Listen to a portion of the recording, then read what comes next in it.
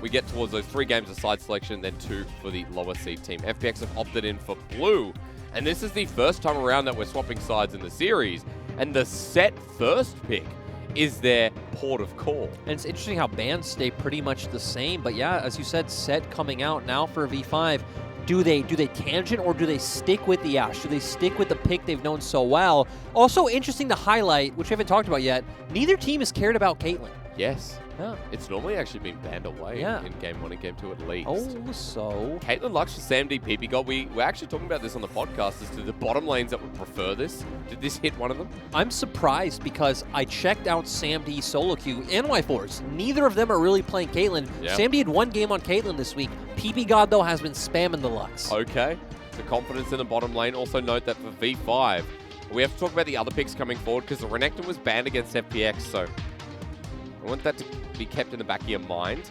And bottom lane, what goes against this? There's really nothing that can go toe-to-toe great. with Caitlyn Lux. The one answer we've seen is obviously the Ashe Karma.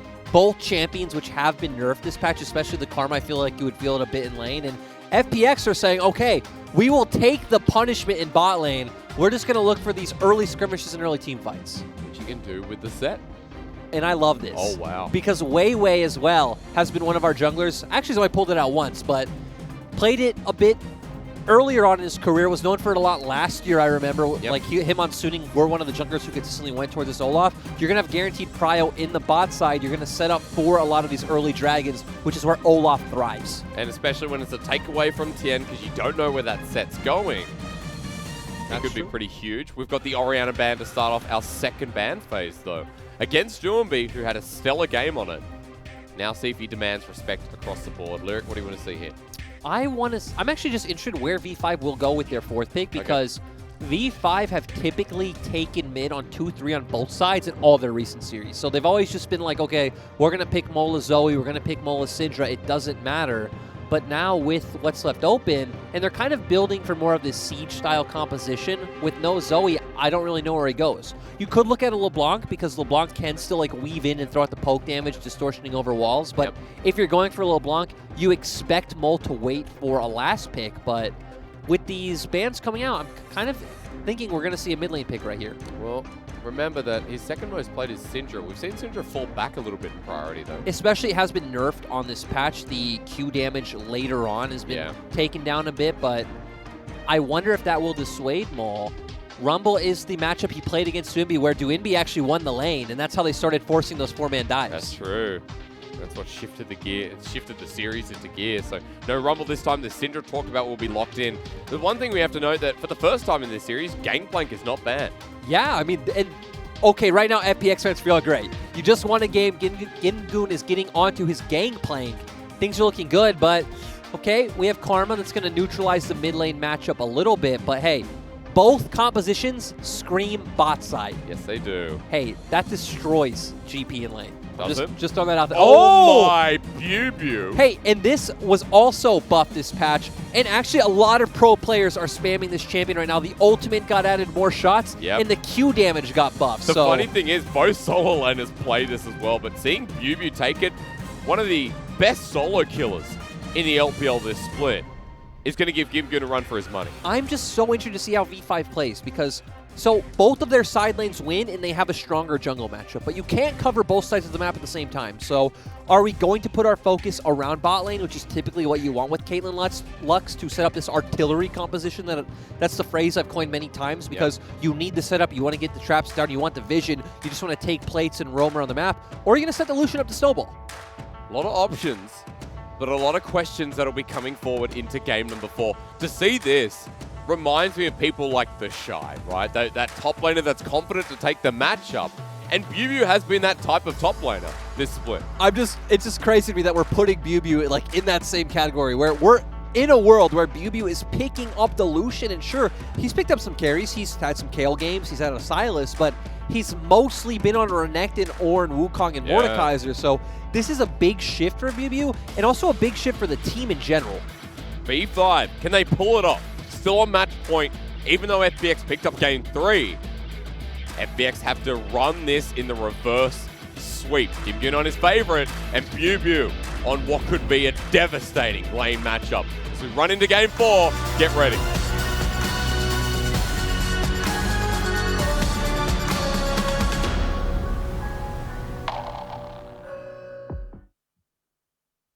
凤出东方，黄明四海。FunPlus 加油 ！V5 加油！ The Gyos roll in as we roll on to game number 4 and on to Summoner's Rift. Ladies and gentlemen, FPX picked up game number 3, and the series must pick its winner. But the literal world champions back still against the wall. It is V5 who've shown the most momentum in this series so far. As we enter Summoner's Rift, I want you all to look at V5's jungler and the rune he has opted in for. Yeah, it's quite surprising, and I'm actually going to say that I expect Wei to want to play out, you know, in these early skirmishes, being able to benefit off that movement speed, really get on top of carries like LWX, especially when you're going to have the shielding and speed up coming out from Duinbi. Yep. But, you know, going earlier than that, I kind of expect him to play a bit more around top early on. Okay. Just for the fact that with Lucian, you really need to take these aggressive trades, so, you know, GP can't just back up, you know, benefit off of his rune tree, the, was it second wind, heal back up. You're going to have the grasp as well. You have the orange, so you pretty much need to be constantly keeping your foot on the gas as the Lucian in the matchup, so maybe we'll see on his second clear, Wei give some attention towards topside, even just some vision to make sure BB can play aggressively. Good dredge line in this bottom lane, and speak of the devil, coming down for a level 2 gank. BB has to flash away. This is getting heavy-handed as LWX gets the Ren Sendi, turns around. Gets a bit of damage in the trade, but Summoner's burnt. Hey, Crisp has just been warming up this whole time. He was waiting for game 3, 4, and 5. So when they drop their guard. Exactly, they find the all-in. I'm going to pause, because Wei's here. And this is an Olaf with red buff. Onto Tien. Undertow just needs to connect, but it will be a smite battle. Secured by Wei. Now he has double buff. Tien flashes away. Undertow connects, and he wants to take him with Phase Rush. Gets the movement speed. Ignite's still there. Flashing forward, Mole, and the flash over as V5 get first blood. But it's 3 versus 3 with the Callista. Scatter the Weak was beautiful, and LWX drops down. A double kill for Caitlyn. And V5, if you want to match them, you got to go toe-to-toe. And once again, it comes through mid-jungle. Wei having the confidence going. He realized, hey, I have the red buff. I'm an Olaf. I can fight aggressively. Mole following up on the fight, flashes in, hits a great Scatter the Weak, and there we go. V5 with 2 kills early on to Sam. These Caitlyn, these sieges, they're going to be looking beautiful. I mean, the Caitlyn lane itself is going to be feeling even better. Red buff on Sam D. Like, what can you do as LWX? His range is like 10 times yours. And the wave's building up too. FPX eventually going to have to move into range of Sam D, who still has it back. So, gold lead to start off the game for V5 in the form of 1,000 at 3 minutes in. And you love to see skirmishes like that as Tien now wants something top. And, I mean, this is expected. BB, there's no choice for BB. He needs to push in this matchup, so giving Tien a potential gank. Remember, BB does have E, so if he does blow that, maybe that's the trigger for Tien to go. Yimjun gets low. Could be the perfect bait in as Bubu hits level 4. Doesn't get the double shot. Hex Flash comes on over. Flash might need to be burnt. Waiting for the face breaker. Comes on in. Bubu then presses E out instead under the turret. Dodges away from the true damage. Oh! Double shot there. Bubu burns him down. That was so nicely done. The patience on the E was so beautiful, like you talked about, and playing it exceptionally well. And now we're highlighting those buffs coming out, but ooh, Mole's doing some damage. And Mole's playing aggressive, but yeah, as we are being shown, Lucian was buffed on this patch. I feel like that Q buff is also very noticeable. The ultimate getting more shots feels great as well. And like I said, you can go check out your favorite pro players right now. Chances in a lot of them are trying out this Lucian. You can see why the outplay potential is definitely there. As Bubu walks away, he teleports back in, brings the longsword into the matchup and the Doran's play. He also just has so many good matchups in top and mid. Yeah. So, you know, slots so well into both of those roles, especially for teams that do like playing around top side, which is funny because V5 isn't that team. But hey, it counters GP, so it gets the job done. It's so annoying when you're setting up barrels early and you got 2 shots left remaining on it, and he just double taps it and down it goes. Also note that while we see the action top side, while we see the kills on the bottom side, V5 have been maintaining this gold lead. What do you see? We have the tier on Syndra. Huh. Innovators, huh? I'm going to say, honestly, I can't say it's something I really see or something we've seen too often here in the LPL. Actually, it's not something we've seen at all here in the LPL. That's different.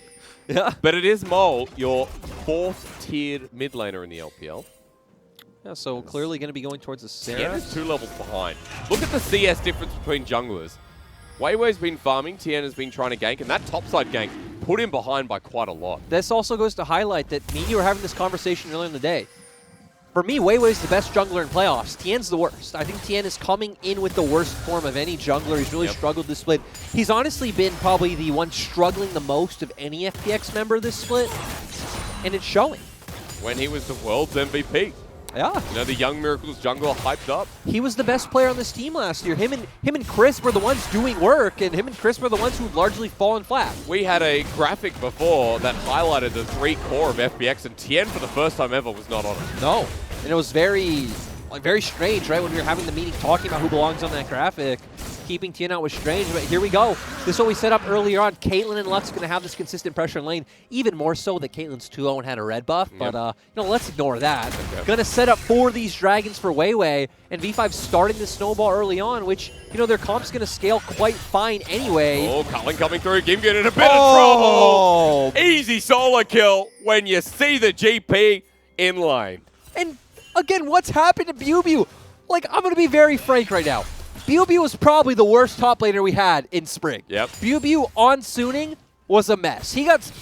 I need to bring up the Janna Maokai story again. He got solo killed as Janna against the Maokai. That's not how that works. No, like, that should not happen. But in summer, he's looked amazing. He's looked great on the Renekton, has played the weak side role great, looks amazing in team fights. But having moments like this, he gets the counter matchup, and he's not falling flat. And after we just saw Gimgoon playing the Jax into BuBu's Mordekaiser, this is a bit of revenge as well. They pissed him off. He's angry. He's very angry. Level 7, the highest experience advantage in the game.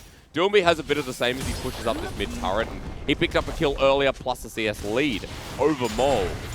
But still, BuBu is going to be an issue as he already picks up the Cutlass in this lane. And we haven't seen any turret plating yet, but expect that to be dropping the longer this lane goes on for the Lucian. And especially now, right? Because the wave is going to bounce back for Lucian. He's going to have the Cutlass, going to have the slow coming out from that. So if Gimgoon overextends in lane could just equal out to another solo Q for BuBu, and yeah, hits everything. And look, this wave is building into him, so he could put Gimgoon in a position he doesn't want to be in. Gimgoon wearing his world skin as well. Might be a bit embarrassing the way this is going, but a very hard matchup being shown well by BuBu. 20 CS lead as we talked about. And because of this, the Herald might be the next port of call for Weiwei on this Olaf. Yeah, it does look like it, and we see Mole heading over now as well. Tien could be in trouble. Also note, CS lead through the jungle is still there. It's almost double for Weiwei. So as he starts up this Herald, might not be too afraid with FPX on the horizon. Yeah, and this is going to equal out to an easy objective. We even see SamD and PBGod are almost here to where LWX is still recalling in the bottom side. Yep. So, V5 looking convincing with a comp that we question them being able to play. Yeah. Comp that so far is excelling in so many different ways. The blue buff stolen away. Weiwei gets both objectives at the same time. And now there's a Herald to play through as well. This is back to the V5 we saw earlier in the series, where there was a lot of confidence. But even more so, this is their most confident game, because in the other early games, there were a couple of mistakes, but they bounced back. Well, this one also goes to show, right? They have a lot of confidence playing through their mechanical skill in the bottom half of the map, with Mole, with SamD, with PBGod. Game 3, the game they lost when they fell behind trying to play and outplay the top side, which, you know, didn't work. Here we go again. Culling's going to come through. This time Gimgoon says, I have flash, I'm going to use it, and forces him out of lane once more. And this is what we said, right? We saw that the wave was getting pushed into BuBu, and he'd be able to abuse that long lane against the Gangplank. He finds the window. He does it beautifully. Now I want to see where Weiwei drops this Herald, because, again, if they do want to drop it bot and start unlocking the Caitlyn, it's something I could understand. Chris getting out of there with the dredge line. Also note, Cannon Barrage is available, but topside, BuBu's pushing in with another full wave, so I'm curious, for the Herald or for top? It seems like the play is to clear out top and deny more turret plating. I mean, Gimgoon has to do this. He'll be cutting around nicely through mid, meanwhile. But you're right, Gimgoon to save the integrity of his turret and drop that ulti. But meanwhile, bottom side, the pressure will continue, and Weiwei sticking around. Doinby still looking to be the aggressor, and Again, Karma, very strong laning champion. I don't expect any solo kills to come out from a Karma, but would take a very massive, overconfident misstep from Mole to make that happen. Definitely would. Chris flashing forward, speak of confidence, it's a dredge line that sets up all. And PP God too far forward as the Fate's Call will follow through onto Sam D and Weiwei, who Ragnarok straight away, but this is the Fed Olaf who wants to turn it around onto Tien. Dodges away from the Haymaker shield as Mole. Peek P's in, Doomby already here. There's a TP almost up for Bubu and Gimgoon. If this continues forward, Mole will get locked on down. The Olaf sends in through, flashes away. Mole gets out of there, but so does Sam D. And FPX forced quite a lot out of that one. Great by FPX to start this off, right? Because we have this engage all-in bot duo of Kalista and Nautilus up against this poke, very fragile Caitlyn Lux. They find the hook they need. They get the kill. Then it was going all over the place. When they hooked Weiwei, and Weiwei turned around and said, hey guys, let's go. I'll one before you. True. It was a bit interesting, but ultimately FPX find one pick. But I'm going to believe that V5 should be able to pick up this Dragon where it looks like they're turning to now. Looks like Mole stuck around after pushing out the wave. And Lyric, while this Dragon goes on, I want you to talk to me a little bit about FPX's win conditions again, how this comes together, even with V5's early lead. Do I have time? No, because Sam D is going to get brush ganked by LWX. He's walking in, thinking about it, and there's the Halo Blaze Kalista with Rend available. Sam D now calling in the help of his friend, sends out the Peacemaker, auto attacks, wins the shielding. Sam D doesn't die, and Chris now in the middle of it all. V5 are the Brotherhood as they send out the ult to Tien, flushes forward from Weiwei. They do not back down, and apparently, they do not die. And PP God comes in so clutch with the shield to keep his AD carry alive. They take Dragon, they drop Herald. They're going to start snowballing this gold lead as well. And Bubu's here to make Doomby suffer. Chilling Smite to slow down as the turret will be swept under the rug. V5 are making the impossible a reality as Mole goes to the top side. Scout of the Week forces the orange. But FPX are now in a gold deficit of 3,000 at 12 minutes in the game. The thing that amazes me is how easy V5 are making this look in so many different play styles. It's not like they just drafted the same or a similar comp every game. Yeah. They've played a different comp every single game of this series, and it looks good. I mean, we got the Bubu Lucian top is so evident of that. Let's have a look again, though, because I thought Sam D was dead. And this also comes down to the item advantage that Sam D does have at this point. How to BF sword, how to pickaxe, has a dagger as well. Oh, goes in the brush, gets out of sight. A bit unlucky for LWX, comes out ahead. We talked about PP God got here in time, though, threw out the clutch shields. And that's how V5 pulled ahead. And the Guardian and the W. Exactly. Really mounted up. And you're also running Shield Breaker, you're also running Revitalize, so you're getting a lot of value out of Lux's kit. And after that, he picked up a kill, while Gimgoon, meanwhile, getting bullied around by Mole a little bit in the solo lane. Turret plating's going down, but V5 have a lot more to take. Poor Gimgoon. I mean, Gimgoon set up on his favorite champion, but he's against Lucian. Bubu kicks him around, Mole's having to go at him, Weiwei's here. What do you think of FaZe Rush Olaf so far? He's been very fast. Yes. It's been, and this is a rune that I just love. I love how people have like slowly realized that it's one of the runes that's useful at all points in game. It can be used offensively and defensively, and that's why we see it used by pretty much everyone. Sure, we saw some buffs come out to it on melee champions, but that typically isn't relevant. I guess it is relevant right now, I guess, but yeah. has just been a nice evolution of the understanding of League of Legends. I guess the way I always saw it was if you can add 2 extra auto attacks of damage, it's worth the damage you get from Conqueror anyway, with the movement speed. I guess that's me trying to be a 6-head. Also, to highlight, Mole has finished his Seraph's Embrace, which again, he's going to have a bunch more mana. He's going to have that shield to come out, and it should scale better, especially as you start picking up potentially other mana items as well. Not only V5 adapting comps, adapting builds as well. Yeah, it is quite interesting. But, and again, I don't even think V5's comp necessarily gets outscaled by what FPX have picked up. Sure, they have a GP. There's this Karma who's going to buff up the Kalista, but the Syndra's not going to fall off at any point in the game. Caitlyn Lux is going to be hitting like a truck at all points. It's just about, can they keep the range? Can they play from a distance? Crisp is too far forward. In comes the double AD carry. Fate's Call used. Will it go onto the offensive? FPX have the option, but disengagement is Scout of the Week. Hits Tien. Shield from Doomby will give a bit of sustain and, more importantly, a bit of help. BP God sends out the light binding. It doesn't connect, but you can see what they're fighting over. Yep, another Herald. And V5 are going to start this off. Doomby is repositioning to get around to this pit. Ooh, They're feeling a bit pressured. We don't actually have any of the setup coming out from the Caitlyn yet, so we don't really see any traps put out and them trying to abuse that zone control. Tether onto Weiwei, doesn't connect, he walks out of range. Now that FPX are all here, the Smite fight is going to come through with a level advantage. That's so easy for Weiwei. Remember how far up he is on Tien. V5 get it, and now they have mid priority. Yeah, and now they can just zone them out and take this turret easily. LWX is even showing top lane, so right now V5 have no fear. There's the Herald, Hex Flash over the wall. He'll get out, but FPX might even have to look at giving up the inner turret. Cannon Barrage slows down the play until Shelly butts ahead. And next Dragon's up in 45 seconds, so V5 potentially can get off some quick resets right now and just go contest that one. So you're telling me before you don't necessarily think FPX even outscale? No, I think this is going to come to a battle if V5 can play the vision game, if V5 can play the range game, because you look at their comp, right? There's no one who can really face check vision, so they always need to like go to the lane first, get that push, get the wards down, and set up for the objective. Okay. If LWX and Crisp can't find that engage, then I think they win every single time. Like, they don't really have a massive front line. Set's going to be tanky like way later on, so is Chris, but V5 definitely have the damage to deal with it. Also, I feel like Infernal Soul influences quite a lot in this game, especially when you talk about Syndra, Caitlyn, Lux. And at the same time, their comp doesn't actually have a ton of burst or DPS. Like, the Karma obviously going to transition to much more of a utility pick to set up LWX. And sure, Gimgoon will be able to burst targets down, but their whole comp completely outranges your barrel chain combo. True. And you get tagged with one bit of CC, you're dead. FPX moving into River, disjointed though because Doombee's on the back end, sorry, Gimgoon on the back of the pit. This leads to Infernal Soul. Gimgoon aiming for his setup, is hitting away. Smite will go down, it's killed by Weiwei. Tien runs on in, wants the engage. There's Sam D, not the target though. Onto Weiwei who just Ragnaroks out and Tien's just dead. Mole on the side, forces the flash from Chris. And V5, if you want to give it all, they'll take it all. Another kill and Soul Point coming up.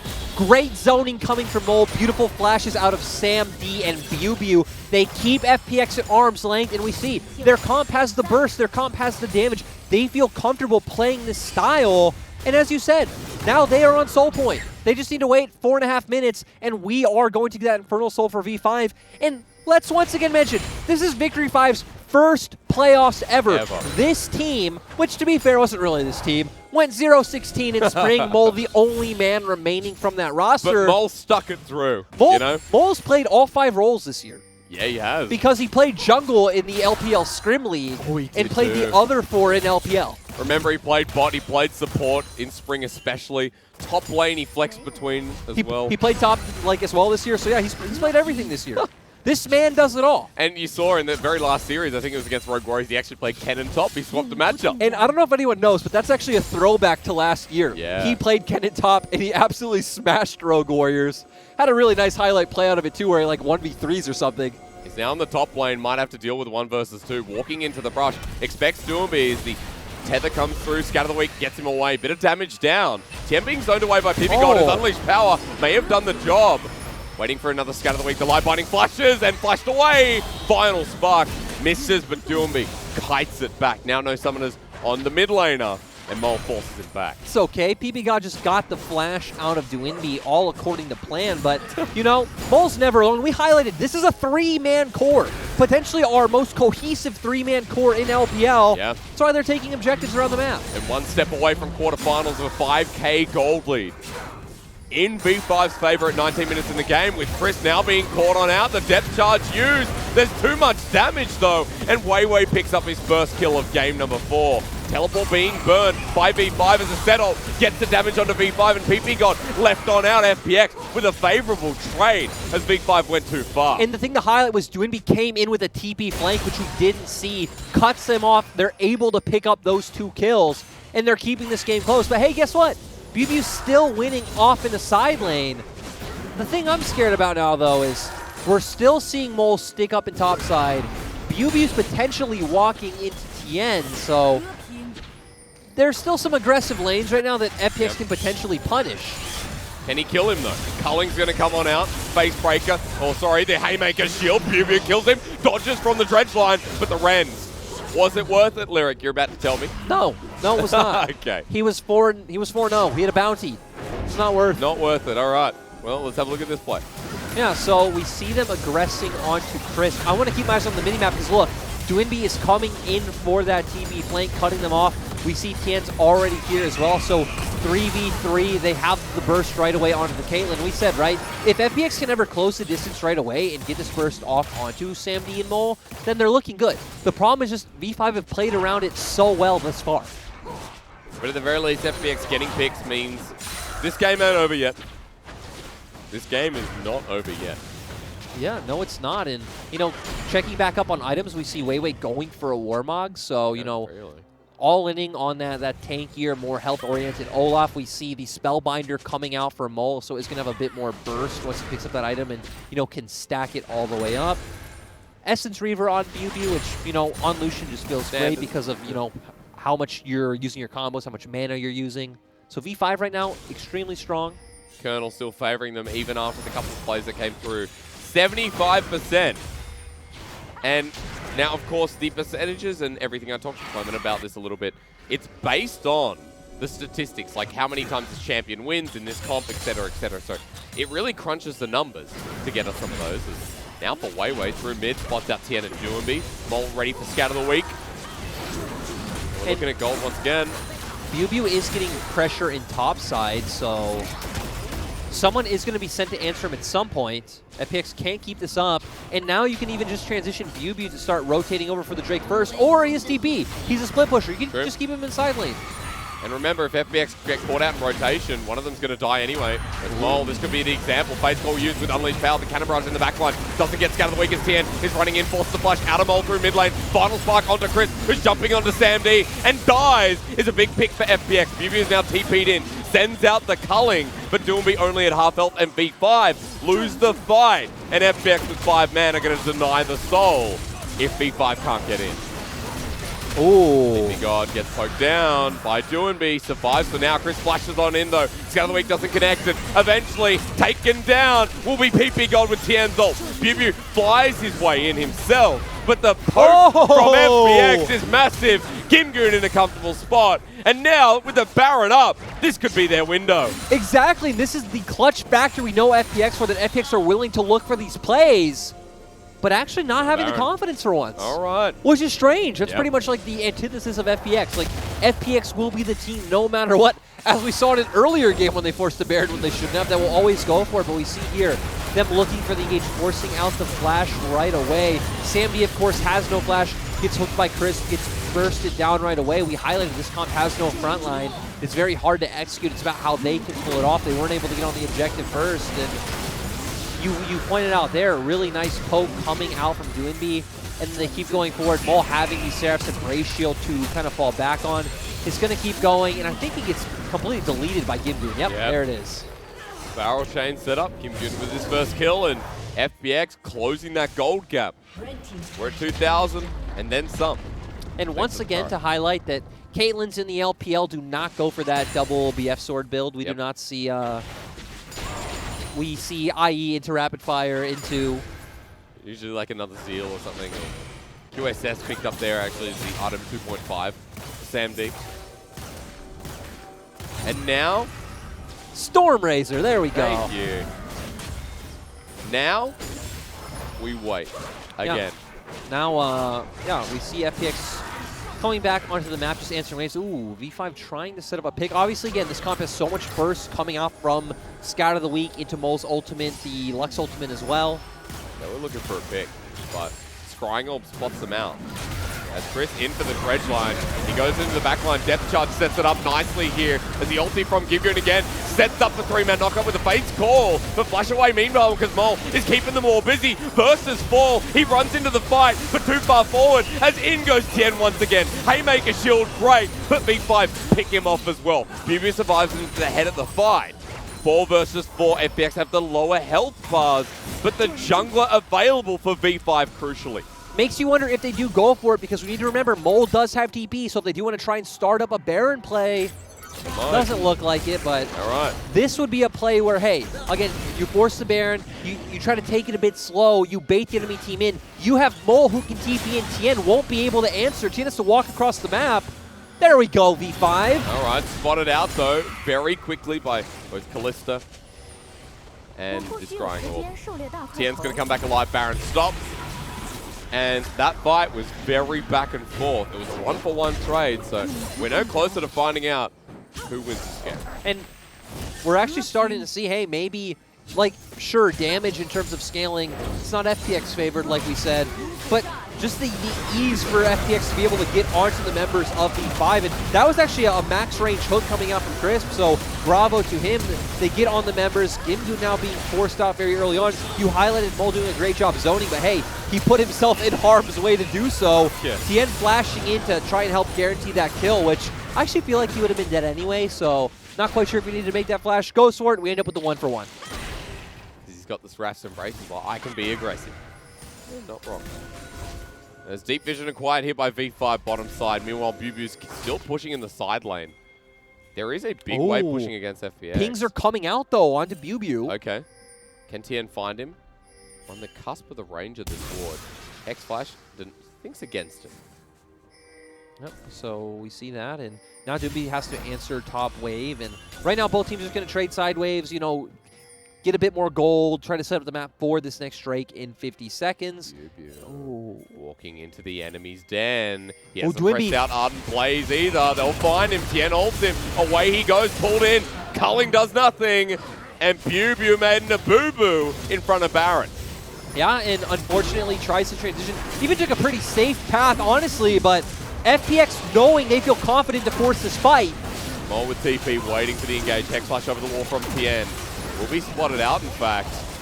4 in the pit, trying to channel through. Mole's now finally here, has a good scout of the week, lands on top of 3. Cannon Barrage comes in, the final spark as well. Sam D all the way in the back, getting targeted with the face breaker, trying to kite his way out, still getting poked down. Shields are good, but not enough, as Mole deals with the rest of the team. Doomby takes him down, and Weiwei wants to get out. Doomby has the movement speed, though, wants his way forward.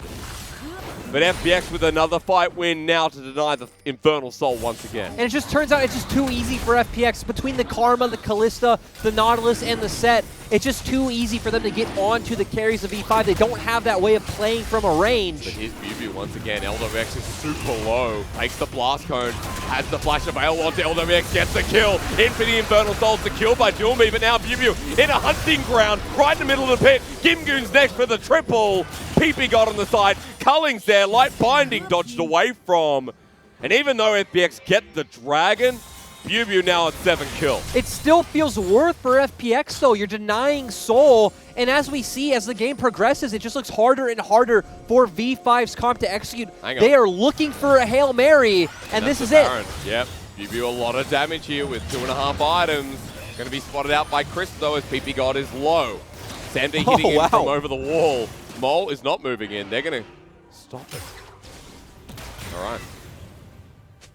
Yeah, they're going to take this one a bit slower, but I feel like we just need to keep highlighting, right? Each fight we see looks more and more FPX favored from the ways they're finding these picks, from the ways they're finding these engages. And sure, that one was a bit of a cheekier one, but we even saw here, V5 are pulled in, and it's just so easy for FPX to run them. You see a Mantra E coming out from Doomby, Crisp having all the hooks in the world available to him. They even have the Callista ult they can fall back on.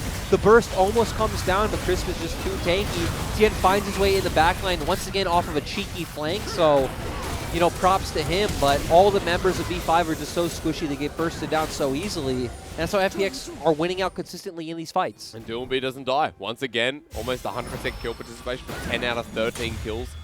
Also, it seems like Mole is realizing, hey, you know, they do have beefier targets, they do have more HP we need to burn through, is starting to make his way towards that Leandries. Yeah. He'll be close to finishing that up, while Doomby will have the wrap off soon, but V5 starting the Baron. Kimgoon's down bottom, but has TP. They do it so fast! And Olaf, Caitlyn, and Lucian! And FPX aren't here. Cannon Barrage going to come down, but the smite there, taken away, and FPX have lost the Baron with V5 acquiring. Now, for the play, Kimgoon is TP'd up the top side, but BuBu's here.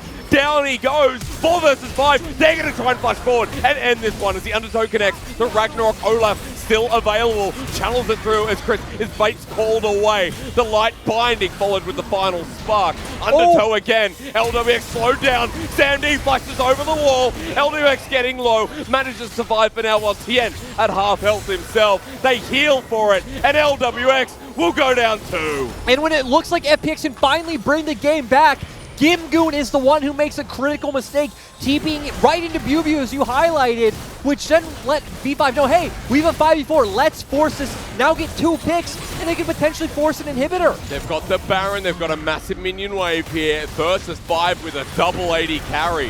Inhibitor will be broken, and V5 have an edge. Oh my god, they're just going to go for the end. They have Caitlyn, she's extremely strong, double 80 carry. 15 seconds though, 5 versus 4 until LWX comes on up. Light Binding connects though with the final spark. They're on to Tien, damage with the Haymaker, but he flashes away. V5 are too low with the Baron buff and the minions pushing in. They say no, LWX is coming up. Yep, so now we're looking forward to Dragon. We have just under 2 minutes for that one. Place in the hole. Oh, Bubu's here. Gets away, wants the blue buff. There's no ward here. Autos, and takes it as he makes his escape. And kind of looking at it from both sides, right? So the great thing for V5 is now you have this guaranteed prio coming in the mid lane to get vision for the Drake. But at the same time for FPX, you get guaranteed gold funneling into your carries. Here we're going to move over to Gimgoon TPing right into numerous members of V5. But like I said, now at least for FPX, right, you have some guaranteed gold kind of funneling into the mid lane to help you get closer to your items. So I don't feel like losing mid inhib is a massive loss for them. Sure.